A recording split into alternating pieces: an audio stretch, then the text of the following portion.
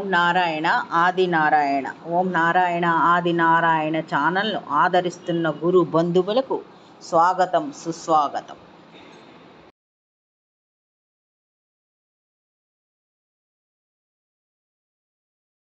ఓం నారాయణ ఆది నారాయణ. ఓం శ్రీ భగవాన్ వెంకయ్య స్వామి నమ. ఆశ్రిత జనరక్షకుడు, దీనజన బాంధవుడు శ్రీ భగవాన్ వెంకయ్య స్వామి వారి పాద పద్మములకు నా ప్రణామములు. సమస్త సగుణ రూప నిర్గుణ రూప గురుదేవుల పాద పద్మములకు నా నమస్సుమాంజలి. అవధూత శ్రీ భగవాన్ వెంకయ్య స్వామి వారి అనుగ్రహంతో, సమస్త గురుదేవుల ఆశీస్సులతో శ్రీ మొగలిచెర్ల దత్తాత్రేయ స్వామి వారి జీవిత చరిత్ర పారాయణ భాగం 33. ఓం శ్రీ గణేశాయ నమః. ఓం శ్రీ సరస్వతి నమః. ఓం శ్రీ గురుభ్యో నమః. ఓం నారాయణ ఆది నారాయణ. శ్రీధర్రావు దంపతులకు శ్రీ స్వామివారితో విపరీతమైన అనుబంధం ఏర్పడింది. ఆ దంపతుల ఇంట్లో రమారమి 21 రోజుల పాటు శ్రీ స్వామివారు బస చేశారు. ఎన్నో బోధనలు చేశారు. అలాగే శ్రీధర్రావు గారి తల్లిగారు సత్యనారాయణమ్మ గారికి కూడా శ్రీ స్వామివారిపై అచంచల విశ్వాసం ఏర్పడింది. రోజు శ్రీ స్వామివారు చెబుతున్న విషయాలకు ఆవిడ విపరీతంగా ఆనందపడేవారు. నాయన, నువ్వు ఇక్కడికి రాకపోతే నాకెవరు ఇన్ని సంగతులు చెబుతారు అనేవారు వాత్సల్యంతో. అమ్మ, మృత్యువు పెద్ద పులిలా పొంచి ఉంది, ఇప్పుడు రామనామం జపిస్తూ ఉండు అని చెప్పారు. శ్రీ స్వామివారు చెప్పారు. శ్రీధర్రావు దంపతులతో కూడా అదే మాట చెప్పారు. ఆవిడ గురించి ఎక్కువ సమయం లేదని కూడా అన్నారు. ఈ లోపల ప్రభావతి గారు బహిష్టయ్యారు. ఇప్పుడు ఆ ఇంట్లో సమస్య వచ్చి పడింది.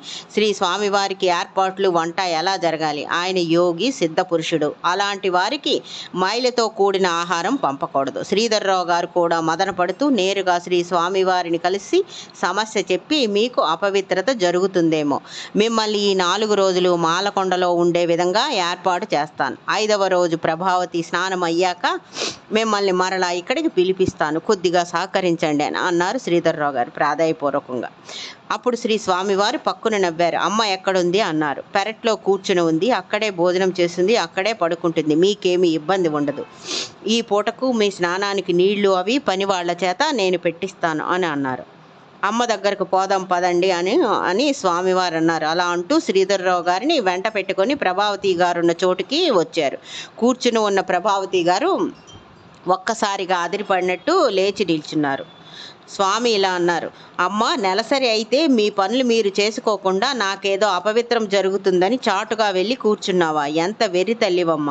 నీవు స్వయంగా నా పనులు చేయవద్దు. ఈ సమయంలో అది మంచి నిర్ణయం. కానీ నీవు నాకు ఎదురుపడినా, నీవు సహజంగా చేసుకునే ఇంటి పనులు చేసుకుంటున్నా నాకు అపవిత్రం అని ఎవరన్నారు?